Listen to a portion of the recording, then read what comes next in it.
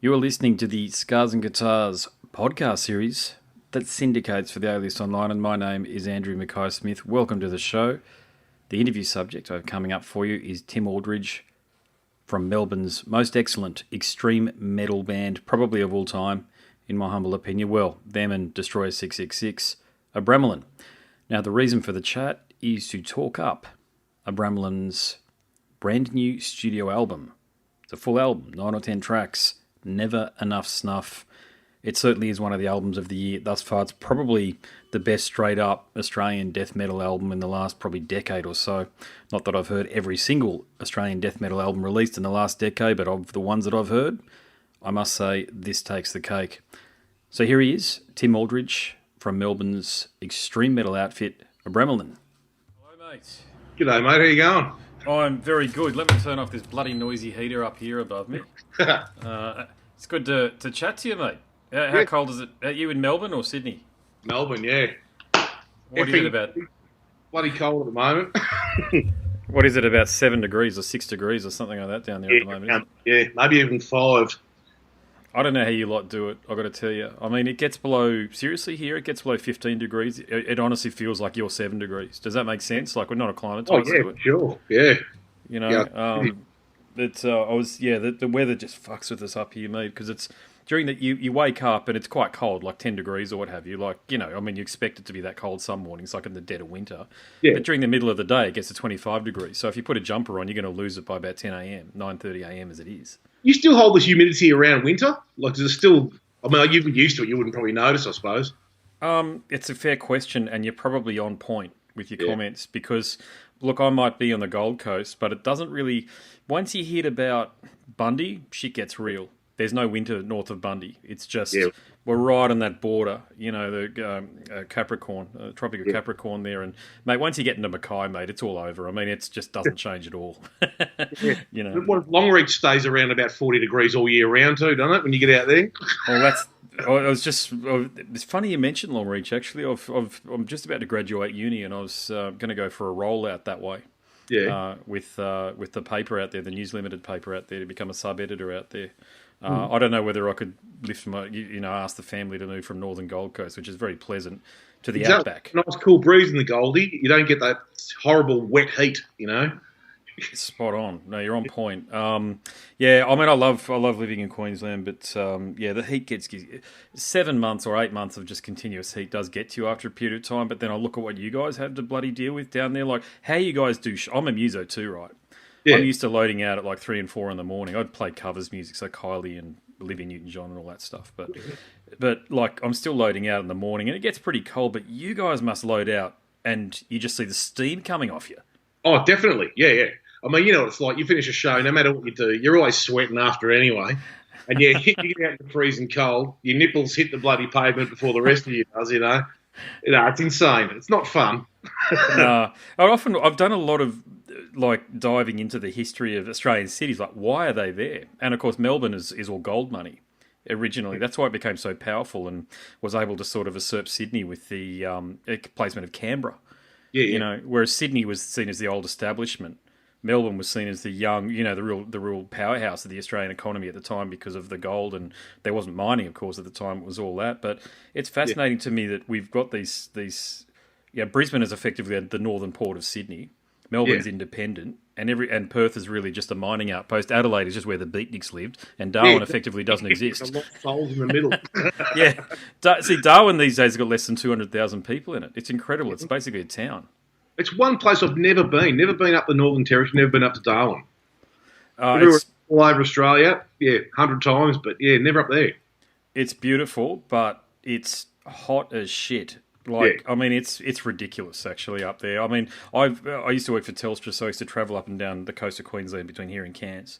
Yeah. And the irony is of my time in Cairns, I spent 8 or 9 months flying in and flying out just within the role, and it was some of the coldest I'd ever been because you're constantly in air conditioning because it's like 40 degrees outside, 38 degrees, and the humidity's at 90%.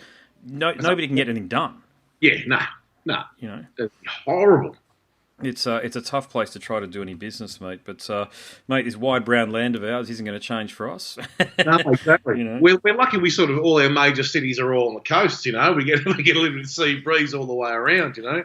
Well, I caught I'm mates with Kurt from Metal Church, and he asked me that. He says, "Why the hell haven't you got any cities outside of where you are?" I said, "Look, literally the whole country trying to kill you. The environment is trying to kill you outside of where we have set up cities. It's just impossible. Like, you know, something like the soil in some parts of Australia before you hit bedrock goes down to 60 centimetres only. You just can't. Yeah, the US is different. We're the oldest landmass above Earth.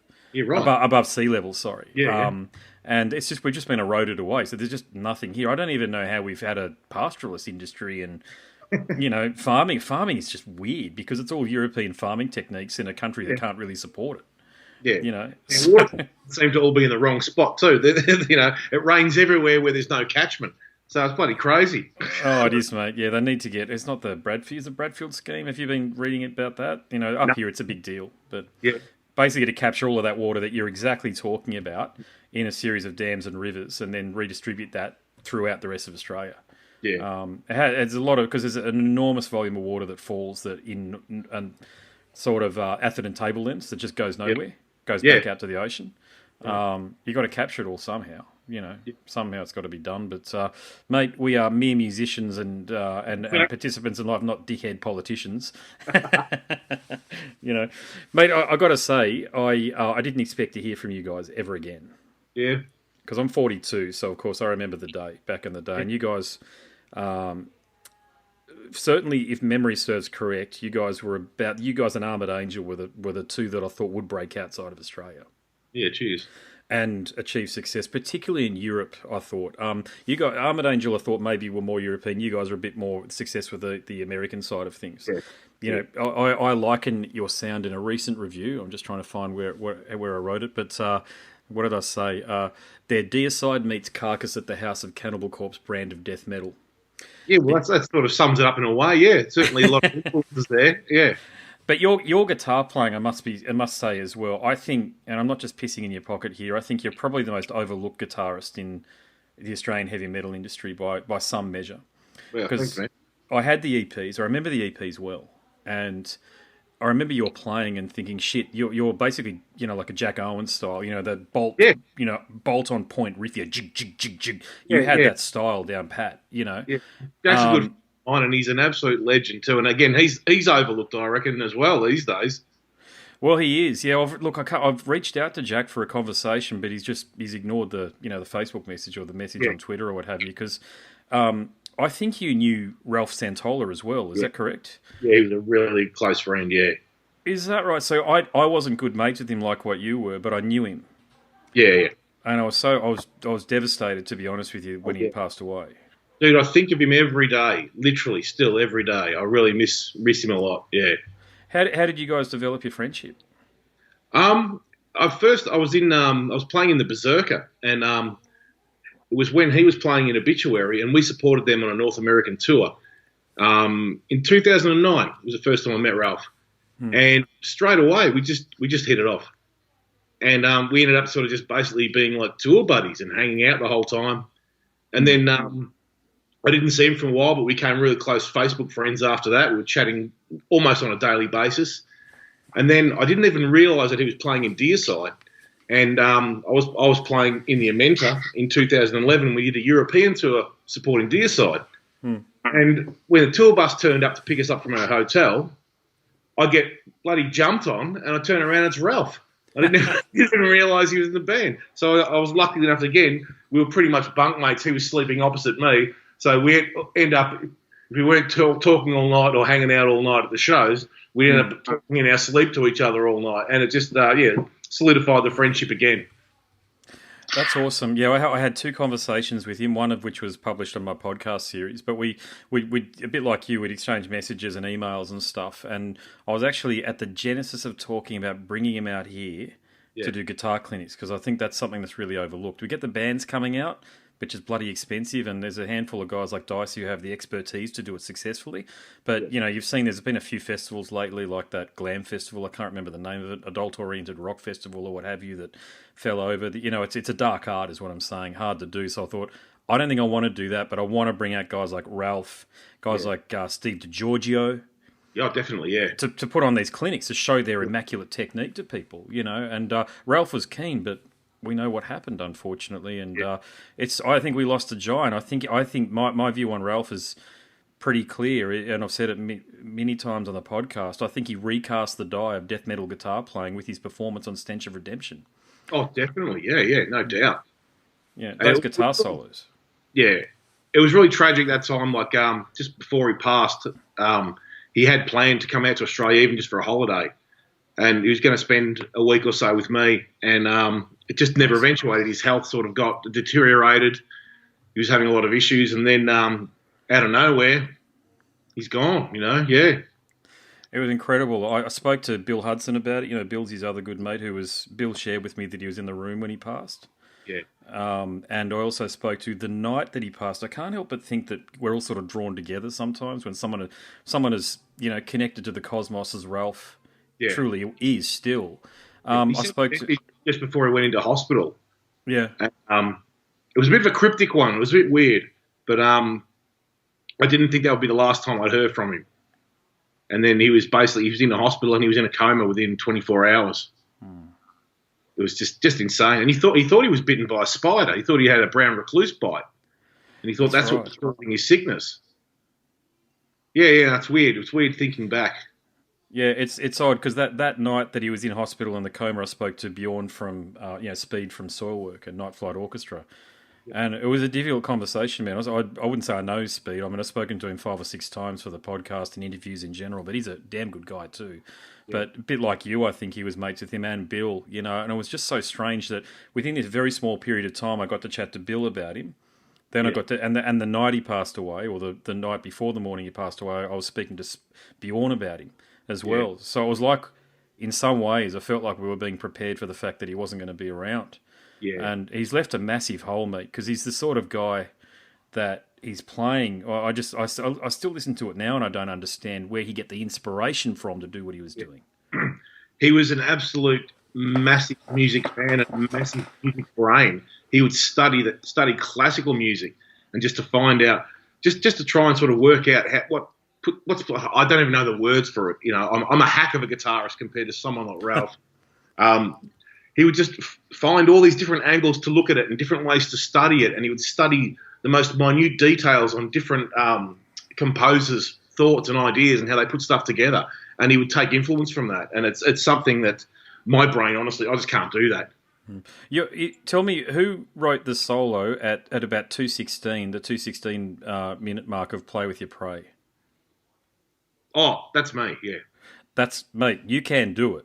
This is what I'm talking about with you. You're underselling yourself because I listened to that and there are so many killer leads and great solos and being a muso, I just get right into that stuff, you know.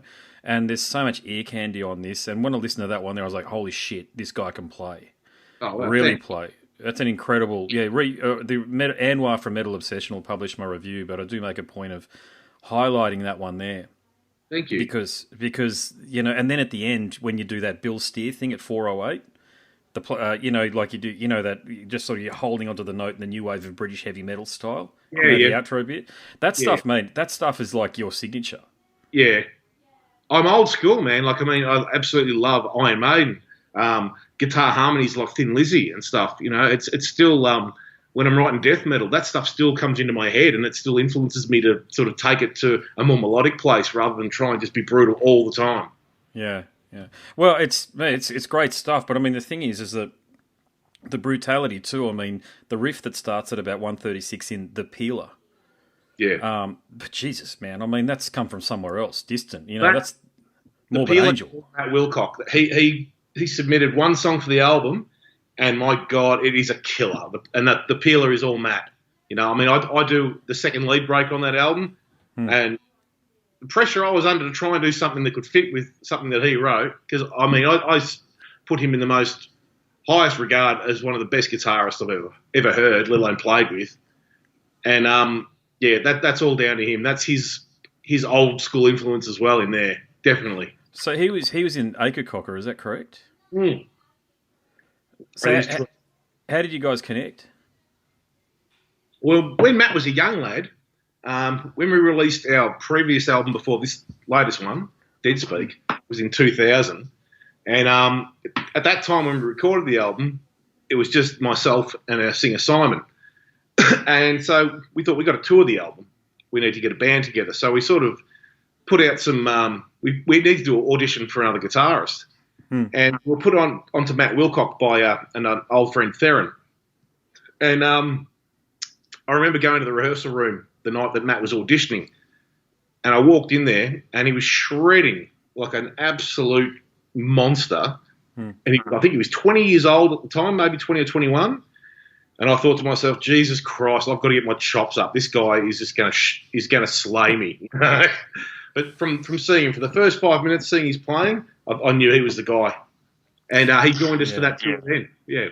Yeah, I like the thinking, because I think if you got brought in a lesser guitarist, you dominate them too much. And I say that the nicest way, because you can shred, there's no doubt, mate. You're fucking right up there. But if you bring in somebody who's a bit more of a shrinking violet, it would actually hurt the potential of the band and therefore the album. Yeah. Well, I've never really thought of myself as a lead guitarist.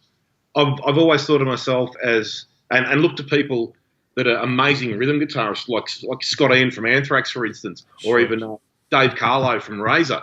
These guys who are just the tightest players and the most awesome pickers, and that's even like James Hetfield early on for influences. Just these guys, it was all about the rhythms, and for me, it's more about trying to get right the songs rather than trying to show off on all your little weird techniques that you can do.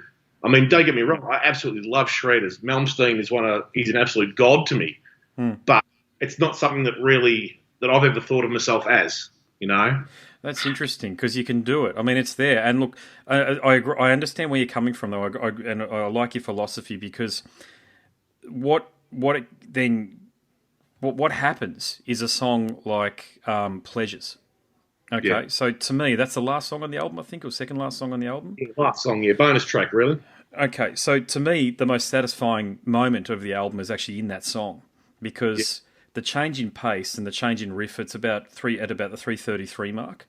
Mate, that's probably the riff of the year thus far. And I do like to dive into that much detail. When I heard that, man, I don't headbang much of these days, but man, I was right into it. I think I was doing something in the kitchen, got my earpods in, looking after the kids as tend to, and mate, it just melted my face right off. It was just fucking boom, right there. And I suppose there was a bit of a patriotic surge within me to hear that there's an Aussie band that's doing it. Yeah. You know. So why do it now? Because you have had when I say as much success as you could probably ever hope for playing extreme metal as an Australian guitarist. But Abramelin is a name it's a storied name, really, isn't it? It's like an iconic name within Australian extreme metal circles. So I'm on the inside, so to me, it's just my band. It's just what I write, and it's just sort of, I've played in other bands over the years, but it's always everything I've done in the other bands. I wish I was doing that with Abramelin. You know, I want my songs out there, and I want to be overseas touring with my band, but it just hasn't happened yet. That's the only thing. We were stuck in Australia in the 90s because the world was a much bigger place in the 90s, pre-internet. Expensive flights, lower paying jobs, all that sort of stuff, Youth, I suppose, and naivety and all those things combined made it virtually impossible for us to even think about getting overseas. Well, I think I got to say, it's too early yet to say this, but this might be your strongest release. And you know why I say that? Because you haven't tried to sound like it's from 1998 or something. Yeah, it actually sounds modern, which I got to tell you, I truly appreciate it, because I get that bands come out these days and they've had some hiatus and they release an album which sounds like it came out years and years ago, what have you. What's his name? Jeff did something similar with Possessed. He came out with a modern-sounding death metal album.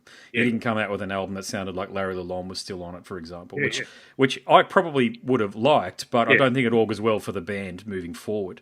I think you've got to remain relevant to the current audience, and it's not about trends at all. It's just about remaining. It's just about endearing yourself to the current metal audience. So you can't keep writing the same album, because once you've written one album, that's its point in history. you've got to progress or you've got to move forward. I think Otherwise you're just going to stay where you were from the last album. If you keep releasing the same album, which a lot of bands do, a lot of big bands do that. And to me, it makes it very easy to lose interest. Yeah, I agree completely. Yeah, it's when I first started doing this music journalism pursuit about 3 years ago or so, I couldn't believe how many releases there were out there every day that come out. And eventually you get attuned to it and you sort of find you get your sea legs. Work with me when I say that. You get your legs in the industry. So you learn to sort of listen for certain things. And I just find with the album, Never Enough Snuff, so obviously I'm recording this for my podcast series. So for the listener, the album's called Never Enough Snuff. But it's probably the death metal release of the last few years. It could potentially, it's certainly, and I'm not just saying that from an Australian release, I'm talking about that from an international release as well, because some of them have really been lackluster lately, like Trey, who I think is a god.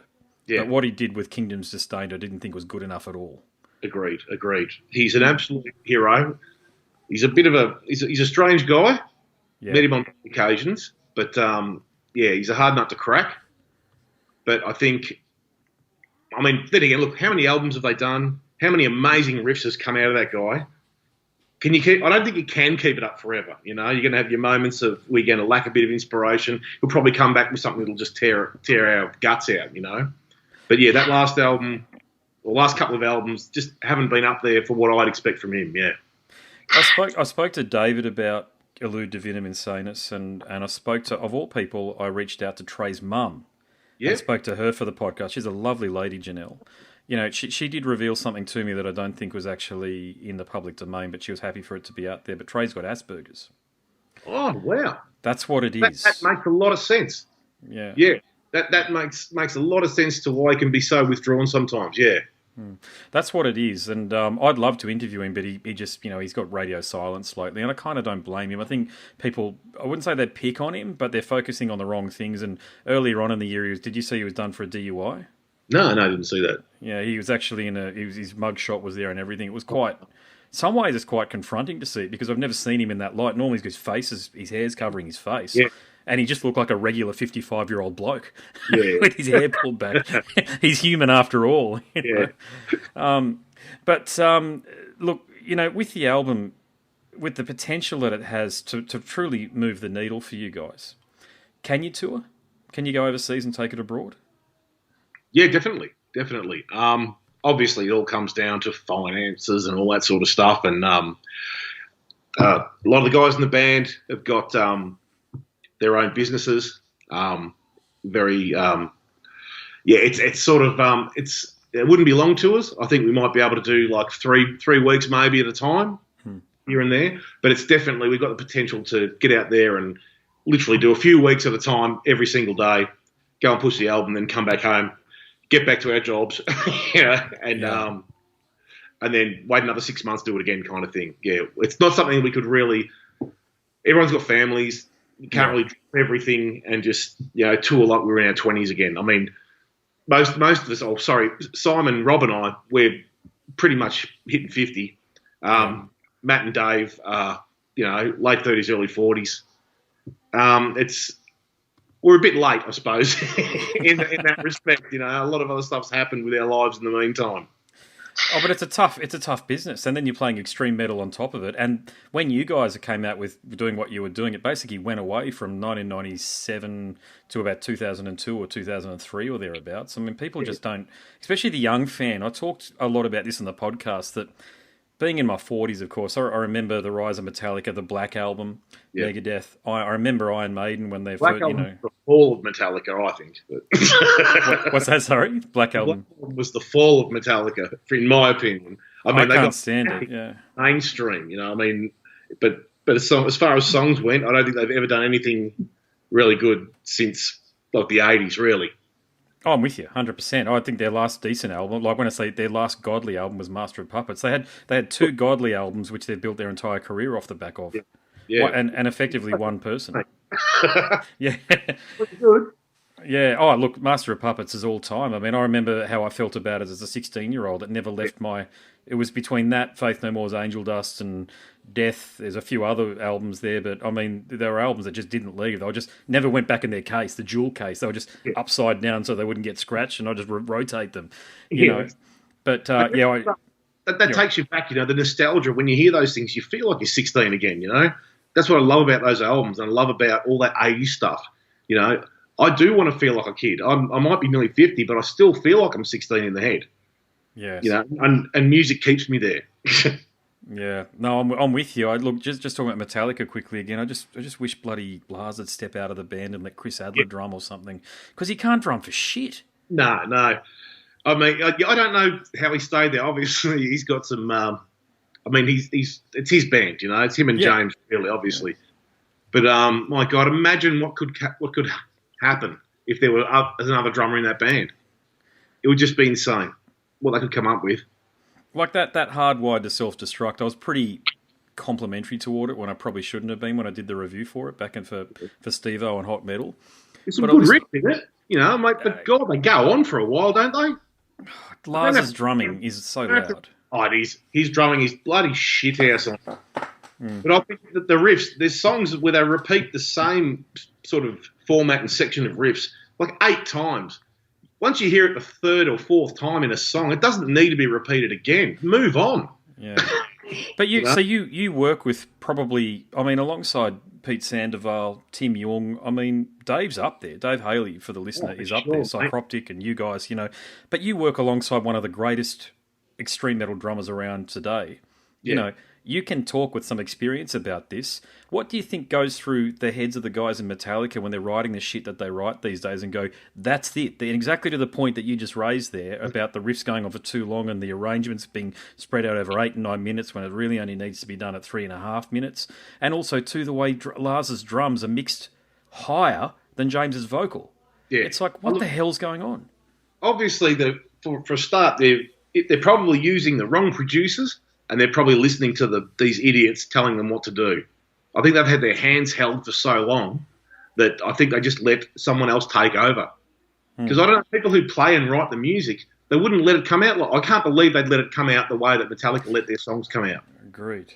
Yeah, agreed. But listening to your stuff, and I can hear it's tens of thousands of hours potentially of experience that goes into crafting what you guys have done here. So when you guys you got Dave, what do? Do you just get in a rehearsal room, look at Dave and just let him do his thing? Or do you issue instructions in the way that a lot of drummers need to be issued instructions to fit the riffs that you've put together? Well, Dave certainly doesn't need any instruction. He is such a wealth of knowledge and ideas. Basically, I write my songs to click tracks in this current environment, sort of with technology and that I've sort of adapted to doing it that way. And I send them to Dave and get him in his head. And then when it comes to writing them, usually Dave and I will spend time together by ourselves. Dave will come back to me with his ideas on drum patterns, drum ideas. And if something sits a bit weird with me, I'll say, hang on, I'm not sure about that. If I've got any certain ideas where I want a particular kind of beat with a riff, I'll let him know that. But usually... on this album, it's been a bit 50-50 because he's come up with some stuff that I would never have thought of. And even when I first heard it, when we were sort of jamming the tracks out together, I was a bit put off by it because he put a lot more into it than I would have imagined. And then I'd record the rehearsal, listen back to it on my phone later, and sort of just let go how I thought about it originally and try and accept it as a new song. And Dave would bring it to a level where it would never have been without Dave. He gets as much writing credit, I think, with turning these songs the way they are from me putting the riffs down. With his drums change the feel of everything, And I think he's a massive contributor to the way these songs have come out finally. So I like that. So it's the accents and the signature within his own drumming technique that have changed the songs, not necessarily the arrangements. Definitely, yeah. If you really pull apart a lot of the songs, he literally accents every note point pretty much on so many riffs. just with little bell hits mid-ride blast and stuff like that. And it's like, I've never heard other drummers really do that before. And he makes the riffs stand out way bigger than they would if it was just flat out blasting over the top of it. Yes, I agree. Yeah. He's a magician with that stuff. Was that his idea or your idea for the I call it the over the mountain drum intro to Never Enough Snuff? Yeah, no, that's all him, man. That's all him. Oh, actually, no, sorry. The actual intro, the roll into it. Yeah, that was a thought in my head. That's cool because that's something that Lee Kerslake. Well, that's very Lee Kerslake or so the god of drumming for me is Cozy Powell. Yeah. He's the original guy, right? He was still playing with the I call him bloody chopsticks. I call him chopsticks. He holds them like that sort of thing. Oh, but he's hitting it as hard as what a normal person would be, normal drummer would be doing. But he's one of those drummers who I would even venture to suggest that Dave is one of those drummers that when you hear his drumming and you don't know it's him, you can still pick it's him. Definitely, yeah. It's like you hear the same thing. You hear the finger tones in certain guitarists. You hear their leads or you hear their riffs, and you can't mimic the tone in someone's fingers. You can get close, but you can't quite get it, and that really stands out a lot. And that definitely stands out in his drumming for sure. What about the from a musical side of things, the relationship with Rob? Do you just give him the demo, in the cloud, and say learn this bit, or how does it work with him? Oh, Rob, Rob's a guy who I've known since I was 15 years old. Rob and I played in our first band together called Conqueror in the 80s. It was a thrash band. Basically, we loved Creator, and I think the first show we ever did, we did six Creator covers in the first show. And we we went on to develop our own sort of style after that. And then, I ended up joining Archron, which was pre-Abramelin, in 1989. And after a few years, when we became Abramelin, I think it was about 94, Rob was our full-time sound guy, like live sound guy at the time. And then after we recorded during I was recording the self-titled album, Rob ended up joining as second guitar. Mm-hmm. So he was a drummer in Conqueror, then a guitarist again when we were in Abramelin in 95. And then he was with us till about 98. And the band we disbanded a little bit, had some time off, and then Simon and I got back together to do Dead Speak, and then we released that 2000, and then we had another couple of years of touring that album. So Rob's been there for a long, long time, and Rob learning the bass lines. Some of the stuff we'd nut out together. Basically, Rob's got an amazing brain when it comes to writing that sort of stuff. He knows that the bass is a separate instrument and doesn't have to follow the guitars, and it does its own thing. So I pretty much just sent him the clicks as well. Anything he couldn't work out by listening to, he'd say, come on, I need a video on that. I can't quite work out what you're doing there. I'll send him a quick video. He'll nut that out, and then he'll send me a recording back and say, what do you think of that? And every time he's done something way better than I expected, and I think it works pretty well. Yeah, he's on point there in the middle eight, or I call it the middle eight. After about the 3rd minute mark, they're a full gore whore because he's keeping up with Dave Haley right on. I can hear that going. And that's not easy. The drums. He's all about a bass player should lock in with a drummer. That's where they should be. Absolutely, he's doing that really well, and that's hard, mate, for a death metal drummer. I mean, that's my only criticism of Alex Webster, who I think is a genius on the bass guitar. Yeah. Sometimes I think he's doing things that sort of detract from what the rhythm should necessarily be and do. Yeah. Because he's busy, but sometimes I listen to it and go, well, the guitar's already doing that.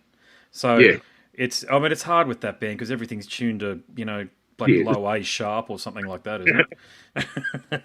What do you guys tune to too, by the way? B standard. We've been B since the first demo I think we did in 1990. We're in E. And after that, it was straight down to B. And that was all because of Carcass. We I started learning, I think, we were doing Genital Grinder or Genital Grinder 2 as a cover. And I had to tune down to B to learn it. And I just thought, wow, I really like the way this is the right place for death metal to be, B standard. And I've tuned to it ever since, yeah. And I'm just going by some of the photos on your Facebook page, is that you've got BC Rich and a Jackson. So are they the two main? I use Jackson exclusively at the moment. I was using BC Rich for a while. But, Jackson all the way. They and Jackson V's all the way, I must say too. Yeah, and Matt's Nice. the same. Yeah, Very we love nice. our Jacko V's. Yeah. Do you have trouble setting them up at all? Like, did it take you like 6 months or so to sort of figure out to get the optimal sound out of it, or was it just right off the rack it worked? No. Look, I've been playing around with it for a while. It started sort of. I used to use a Ibanez Proline Series V, which was like an '85 model one back in the day, and all my issues, I changed that from a standard trem to a Floyd Rose trem, and then string gauges, tuning to B, I had to use heavier string gauges. So all that stuff, I got nutted that out when I used to play that Ibanez guitar. So then by the time I got my first Jackson Rhodes V, which would have been around about 95, 96, I had my string gauge already sorted out, sort of like 13 to 52s. Nice. And yeah, I knew how to set my tremolos so that it was completely level and wouldn't go out of tune. It's all about balancing the Floyd Rose. And yes, ever since then, because I've pretty much used the same sort of setup, always had Floyd Rose tremolos and always use a 25.5 scale neck, same string gauges. Once you've done it once, or once you're used to setting them up, it's really easy. Yeah, and I think that they never go out of tune once you set them up right. Oh, you know what you're doing. That's all. So Hey, is there a lot of difference between? I mean, you play with probably the two premier extreme metal drummers in the country, being Matt Sanders, aka Skits, and Dave. What are the principal differences between the two? Sanders is an absolute maniac.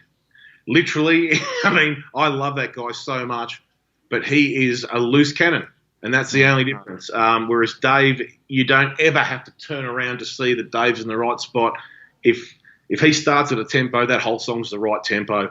Skits, he'd be a little bit up and down back in the old days. He'd race a bit depending on his mood, depending on his personal energy. Stuff could be way faster than you expected. Stuff could pull back a little bit, and it was just you'd always be sort of over your shoulder. And I don't want to diss him in any way, shape, or form at all. He's an absolute god of drumming, especially for Australian death metal. But the differences between him and Dave Haley is that Dave is just always perfect. I can't say that enough. He's amazing. Yeah, I'm a guitarist too, but principally I'm a bassist. I reckon it'd be a nightmare to play with Sanders, to be honest with you. Yeah. I used to be a fan of, or still am, Damaged, of course, and listening to that shit and that hyper, all the pick stuff that they were doing, it's fully distorted. It's like plutonium heavy, but it's like Jesus Christ, I can't lock into the groove anywhere. And for me, as a bassist, I have to be able to I have to lean back into it. Sort of feel the groove and just sort of feel it flow through me a little bit. That's consequently why I've never, even though I'm a massive fan of metal, I've never played in a metal band because I find that a lot of the drummers, you know what I'm talking about. You've probably played with a bunch of them yourself. They just have no feel. They might have technique, but they got no feel, and you're like, Jesus, I can't feel this right now. But Matt Sanders would have to be the one example where I listen to it, go, I have no idea what he is doing and where I can latch onto that. So it must have been bloody hard for your bassist. Do you have a bassist in the Berserker, or was that a guitar-only band? Oh, in the Berserker, that was myself, Damien Palmer, who I think he was playing with the Version's Crown for a while, or if he might still be there, I'm not sure. He was also in another band called Widow the Sea. He was a bass player, but he was a guitarist in those bands, or Widow the Sea anyway. And the drummer was Todd Hansen back then, who's the King Parrot drummer now. Oh, that's right, yeah. But Matt Skits actually played for us in Abramelin from around about, I think it was from probably for the whole year of the late 97 to sort of early 99. Is that right? I thought Damage had an album out back then, so he was doing both, was he? Yeah, I think so, yeah. Jesus, okay, yeah, busy, yeah, gotcha. And what are your thoughts now when you look back? Because I think those two EPs that you released, Deprived of Afterlife, I think was one, and Transgression from Acheron, sorry, yeah. What are your thoughts on them now? Because for me, they're pretty bloody seminal in terms of the growth of Australian death metal. Yeah, well, I mean, like the Deprived of Afterlife one, that was really like our first release, even though that was under Acheron. That was when I really sort of controlled the writing and all that sort of stuff then. So it came down to I had more control over what we sounded like, what the songs did, the production and all that. Previous to that, we did a demo, but I'd only joined Archron, I think, 2 weeks before that demo was recorded. And I just wrote one song for that and then played the other 3 songs that the other guys had already had together. And after that, I'm certainly not proud of that demo, but it is what it is, We did it to sort of start it all off. But, the Deprived of Afterlife thing, that was the true start of Abramelin. Okay. Even though it was Archron under there. And then with Transgressions, it was the same thing. Pretty much the same. I think it was the same members for the whole thing. And then, we changed guitarists. We had David Abbott in the first recording, and we had Mark Shaliga-Shilby, who was bass player and singer for Necrotomy. He was playing guitar on the Transgression from Archron EP. And also we had Ewan Herriot on drums, who is another absolutely amazing drummer. We were so lucky to get him at the time because he lifted us to the next level even back then. Wow, okay. Yeah, what's he doing these days? Because that's a long time ago now. Yeah, last I heard, he was teaching English in Japan, I think. But there's a clear link between the two. Yeah, exactly. Like he was a drum teacher through the 90s, and he worked at Drummers Paradise. He was all things drums. He went on to play in Blood Duster as well. He did that Straight Outta Northcote album with them. And he had another band called Fracture. He was through the 90s. I think Ewan Herriot was the ultimate Australian death metal drummer. Okay, there you go. Yeah, there you go. So we were lucky to have him. Yeah. Yeah, gotcha. And what are your feelings now about the self-titled album in 1995? Because that's really the album that I think globally that could have done it. That was the one album where I thought, you guys are going to blow up now. I'll just see you guys with At the Gates or something like that, touring around Europe or something. Yeah. But was there high hopes for you in that regard like that? Well, we never really had any expectations. Not even for anything we did. It was sort of like, finally we get a chance. We've got a record label. We can actually do a full-length album. We tried a new guy who had never done any metal before, which was Adam from Toyland Studio. He's still doing it now. He's doing some amazing work, and he's done a hell of a lot of awesome albums over the last 30 years, or 25 years since he did us. But we were his first ever metal band. We had no idea what we was going to do. All we knew is that we had a heap of songs, and we wanted to get them out there on a full-length album. And it sold really well. Like, we weren't expecting it. The response to it was amazing. Yeah, I think it holds up to this day. And you can't say that about a lot of the I've got to be frank, a lot of the Aussie stuff from back in those days. I won't mention any bands. I'll tell you off here. But, a lot of the stuff. It was okay for the time, but it just doesn't hold up to this day. Mortality and Cryogenic and those sort of bands, who I loved back in the day, but I can't listen to that shit now. It just seems too period specific. Yeah, right. What I'm saying. But I guess it's not. Fuck God, we do these things. I'll put it out there. God, the guys can only contact me and say I disagree with what you've said, but I'm sure they won't. Yeah, I used to love watching those guys actually when they toured and stuff. Misery was another great band. Did you do Absolutely love Misery. Yeah, big fan. Yeah. Yeah, do you find that? I mean, you've been doing this as long as anybody. Do you think yesterday was better than today, insofar as you think there was more of a camaraderie back in the day compared to now, or is it same? Dude, it was such a small scene back in the day. Like there's like 10 bands in Australia. It pretty much felt like there was only 10 bands in Australia, and we were always playing together all the time. If we went into state, it would be like we went into Canberra, it was with Alchemist. If we went to Brisbane, it was Misery. It was that simple. And now there are a million freaking bands, and like I meet a lot of guys. I see grouse bands that we play with. But there are so many, I can't remember who's who from which band, And I feel like an absolute arsehole if I don't remember a face to a band and stuff like that. And especially with social media now, you chat to people here, there and everywhere. And I can't always remember who's in what band and who does what when you're in mid-conversation. And I just hope I never put my foot in my mouth and say the wrong thing.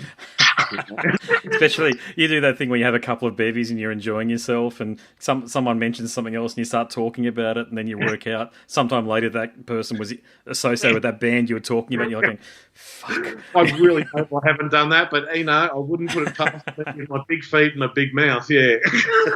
I haven't done it. I don't think I've done it either, mate. But you know how it is, mate. We all have a few bevies, and then, there is truth in wine, as the Romans say, and, I mean, the interesting thing for me, mate, is doing this.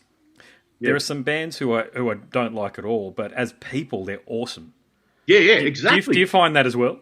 Yeah, man. Look, there's some people who I think are the most amazing human beings, but their music just doesn't do anything for me, I can't say that it sucks because I don't like that kind of music or that it just doesn't appeal to me.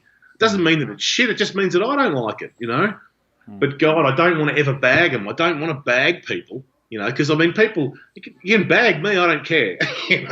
My music makes me happy, and it's overwhelming to know that other people think that it's good too, Yeah. It's just, there's no ego with me at all with my music, Well, at least I don't think there is. There probably is. If someone says something shit about it, maybe there is.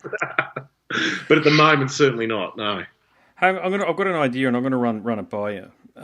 As I say, you've been around as long as anybody, but I don't feel like, I know there's some people that have tried to do it, but again, at the risk of throwing somebody under the bus, and I don't think I'm doing that with this statement, but I truly don't feel like anybody's approached it with any academic rigour to capture the history of Australian extreme metal, which is a very important scene globally. Like Sadistic Execution, for example, influenced the entire Norwegian and Swedish black metal movement. Yeah, crazy, Yeah, I mean, and this is a band from Ashfield or something in Sydney. Yeah. Doing what they're doing. I met Dave Slave, the bassist, just accidentally bumped into him at a gig down in Sydney when I was down there a year ago or so. Nice guy, mate. Pretty sort of out there, I think it's probably fair to say, but a lovely guy nonetheless. But the point is that there's a story to tell here. Yeah. Would you be keen to be involved in a project like that? Yeah, definitely. It's trying to fill in those blank spots though, because as time goes on, I think memories change. Like I wish I could be so precise about certain things when people ask me questions about what happened back in the late '80s with this, that, and the other, and I feel like I'd be letting us down if I said the wrong thing. I'd be letting the whole scene down. You can't really help where your memory goes. Maybe I've just got early onset dementia. I'm not sure. Well, I think, when I was thinking of like people whose voices were important, yours is one of them. And of course, this is the first time we've met, but because of your output, I'm talking about, you're an easy bloke to talk to, clearly, and the music that you've released is really integral to the growth of Australian extreme metal, in that people have listened to you back in the day and made decisions to pick up an instrument or to form bands. Yeah. Okay, now I don't know that. I haven't done any primary research to prove that, but I can almost guarantee that would be the case. So as important as what, say, the Armoured Angels and the Abramelins are to the Australian scene, but I think there's a couple of YouTube videos out there that have been they're roughly put together, if you know what I'm saying. The audio goes up and down, and I think people have sort of contacted people on the basis of who they know, as opposed to who has the story to tell. So something that I'm looking at doing is, I don't know when I'll get the time to do it, but it's certainly something that it'd be almost like a book. Yeah. But it'd be your story and how your story relates to the Australian extreme metal scene. Yeah, I'd love to be a part of that, man. Yeah, all right. Well, just keep it in your back pocket for now, because I'm writing, and I'm just in the genesis of writing another book for a promoter up here on the Sunshine Coast. But my big thing, mate, is, and I'm sure you can echo these sentiments here, I won't do it self-published. It's just way too hard. Yeah, I want to get a publisher on board. Yeah. Look, you've only got such a small potential audience when you self-publish. It's the same with albums, Like we've had to release Never Enough Snuff ourselves because we gave the majors a go at it, and they were like, with the actual original artwork that we used, they wouldn't touch it because it's too un-PC, and they were too scared that it's going to be a waste of money. It's going to get pulled off the shelves. So it literally was sitting there for about 4 months, and people were saying, if you use a different artwork, we'll do it. And we just weren't going to compromise with that. It was something that Simon especially has put so much work into with the concept behind it, and the concept works with the entire album. And we look at it as an entire package. It is lyrics, it is art, it is the music as well. Yeah, And we just thought, we're not going to compromise. We're going to do it ourselves and see how it goes. And as so far, it's only been released for like nearly 3 weeks. We've literally sold out of our complete first pressing of the CD, in 3 weeks. So we need to go again. Now if we do that through a label, I mean, literally we'd probably get 0.003 cents off every single sale anyway. So that would screw you in the first place. But at least we've got full control over it. We know where it's going. We do need someone to pick us up to help with overseas distribution, because with the way things are with this COVID nonsense, it's just ridiculous. The postage prices are insane, and we're up against a brick wall with it. So we've got someone interested for Europe. We're still looking at someone for the US. But other than that, I would say to anybody, don't think you have to go with a major label to try and bring out a successful album. You can do it yourself. We've got all the tools with the internet to do it. But again, as you're saying with your book, if you're going to publish it that way, you haven't. I don't know if you're in the music industry. You're in the with your music journalism. I don't know with your journalism side of things. Do you know, is there another way that you can get stuff published and get it out to the people that are going to see it and the people that are going to read it? It's all about how do you push it. How do you do it? I mean, look, geez, it's a great question, because I think if I had the answer, I'd bottle it and sell it myself at, at a rate of 10% managerial fee or whatever. It's so ridiculous at the moment, just to echo your points about there being the volume of bands out there. My great fear with an album like Never Enough Snuff is that it'll fall through the cracks. Yeah. And albums like yours, to be frank with you, mate, in the last 5 years, have fallen through the cracks. Yeah, look, it'll happen. I mean, look, our YouTube views aren't up very high. When you see some stuff that comes out within 5 minutes because it's released through a label, it's got 20,000, 30,000 views in the first couple of days. Our stuff's been out, a few weeks now, and we're lucky to get a couple of thousand views on things, And it needs to be put in the right hands. It needs to be reviewed by sort of, I don't know, more mainstream media, I suppose. That's a really good point. Yeah. That's actually, sorry to interrupt you, but that's actually the point, and one of the key things that I'm working in with my role. I'm doing because I'm at uni. I'm doing an internship at News Limited. Okay, so I'm writing for the Gold Coast Bulletin, and look, I hope to get a job there full time afterwards. That'd be perfect. That's why I was mentioning the gig at Longreach, or the role at Longreach earlier, just to secure employment long term. But one of the things that is missing is that heavy metal, especially extreme metal, is completely absent from the mainstream media's conscience. It's gone. It's just not there. It don't exist, and that's the problem. And now, what my pitch is eventually is to slowly start bringing that back in, like one album every 2 weeks, review it. So say, do you guys 1 week, and then if Carcass have got an album out, do that in 2 weeks' time. That sort of thing. Just bringing it back a little bit, so as though it's demystified. And I think that's the key there, because there's how many independent... I mean, I've got the A-list, I've got my own Scars and Guitars thing. There are thousands of us in Australia alone doing this sort of stuff, but with varying degrees of success, I think. And some of the independent, the podcasters and stuff, it's not about professionalism, but sometimes I think they're doing things for the wrong reason. Like, they're not doing it because they love music. They're using it as a vehicle to support some other thing or what have you. And it's like, man, you're just diluting it. So I think you've got to sort of hyper-focus to your point, to that point, and like be very clear about, if I'm a music journalist, I'm just going to effectively focus on a lot of the extreme stuff. And bring that in. So I'll write about all sorts of other things. I've interviewed a lady who turned 100. I interviewed a guy in Antarctica and crafted that into a story. Did a story on the Com Games, all of that stuff. But then occasionally bring an interview with you in. That's the thing. And have it on the pages. Just give us 4 pars. Nothing. Fuck all, to be honest with you. But you're still there. You're still there. And I think that's the key, mate. And I actually, if I can move the needle, I think that's where it's going to be, because, all of us that are doing this micro-blogging and Facebook stuff and all the rest of it, I don't think it's making a difference, to be frank with you. And I'm sorry, but that's just my honest feel. I don't know if that's correct, but that's what I'm feeling. It's very hard to get the views, and that's the thing, It's like, it's got to be shared, and it's like if a lot of people get together and they make up these little private syndicates where everyone just jumps on everyone else's stuff and shares it and shares it and shares it, that's one way to push it out there, So it's one thing a lot of people should probably look at is just, okay, join together, get your friends together, everyone like each other's shit and push it, whether you like it or not, just work as a community. And I suppose the metal community needs to do that.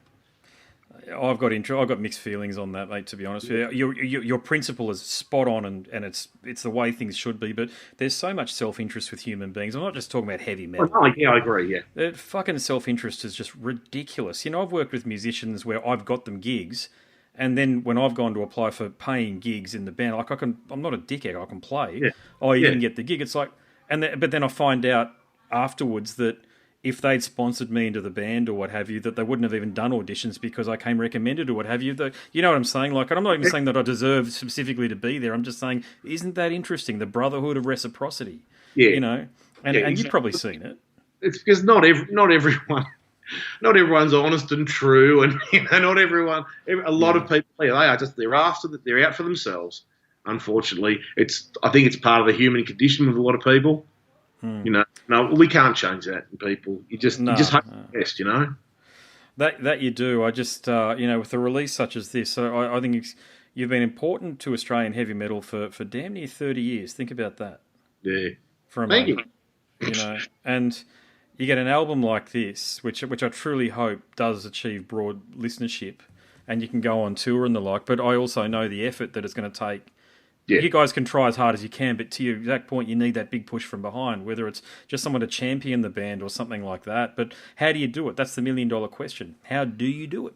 Yeah, a lot of the time you got to try and pull in favours or friends that you've met along the way and who are in bigger bands. They might be able to put you on a tour or something and get you seen more. A lot of it comes down to stuff like that, playing in front of bigger crowds.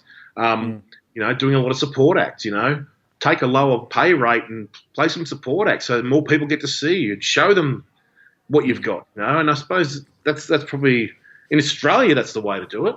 Overseas, it's probably the same. You've got to tour. If you don't tour and you're not pushing your product, you're going to get forgotten about pretty quickly. What do you guys will obviously be coming up here once this post-COVID thing has died down. So can you share, has there been discussions with Dicey about who you might be teaming up with to do a tour? Well, no idea as of yet. We did want to we were going to do the thrash blast grind. Nice. Yeah. But our guitarist was going to the UK during that time, so we had to say we couldn't do that. And then, of course, with COVID, the whole thing's, kaput anyway. But look, King Parrot are a band we'd love to tour nationally with, definitely. They're really great guys, good mates. And I think it would be a great fun tour to do. Two different kinds of music, I agree 100% on that point. I can't stand it when you got three bands that sound virtually the same as each other. No, mix it up. In the old days, even in the 80s, in the thrash bands, we're playing punk gigs. In the early 90s with Archon and Abramelin, we were playing bands. I mean, we did shows with Spiderbait, Nice. Yeah. And so it's like you just mix it up. You get different crowds, different people see each kind of band, and then they can make the choice whether they like it or not. But you pull bigger crowds. Wait, how did you go over with the Spiderbait fans? Do you remember? Well, they were pretty. Like this is like early 90s, so they were still pretty punky. They weren't so much. I don't know if you call them mainstream or whatever. Yeah, the Triple J fans. Yeah. Yeah. But no, it was a different time. People just loved getting out there and it was having a fun time at a gig. And everyone got into every band, It was just easy. Yeah, fair enough, yeah. Mate, I think I've taken up enough of your time. But, look, I've enjoyed having this chat, mate, I've got to say. It's so weird for me talking to a bloke whose music I remember back when I was a kid. I mean, when we were both young back then, of course, much younger than we are now, to say the least. But I think it was 28 years ago or so. I think. Oh, see, I went through a Sydney boarding school. Yeah. And I was the only one in the entire school into extreme metal, Deicide, Cannibal Corpse, you guys. That'd make it. Well, I got called all sorts of names. I wouldn't say I was bullied in a traditional sense, but you end up sort of keeping your own counsel and your own company a lot. Yeah. Because I just didn't want to. I love the music too much, but I remember just listening to you guys, and you sort of form this view that you're living on a faraway castle somewhere, you know, this unobtainable musician. Yeah, and here we are having a chat.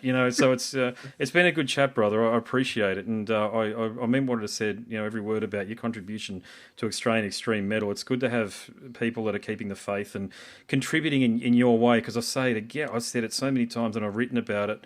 I think one of the, this issue that we've got with youth and depression and all this sort of shit that's going on. Pick up a fucking instrument. Listen to a guitarist like you and mimic what you're doing. It will give you a sense of accomplishment. It will make you feel better, not just as a musician, but as a person. And I firmly believe that. It'll make you feel strong. Yeah, exactly. Yeah. Exactly. So well done, mate. I truly hope that this album moves the needle for you. Godspeed with everything. And, mate, if you're happy with everything, I'll just release it all as it is. Yeah, I'm cool. Yeah, definitely. No it was worries. great to you, man. Really appreciate it. You've been listening to the Scars and Guitars podcast series that syndicates for the A-List Online. My name's Andrew Mackay-Smith. That interview subject is the guitarist from Melbourne-based Abramelin, Tim Aldridge. Thanks very much for listening.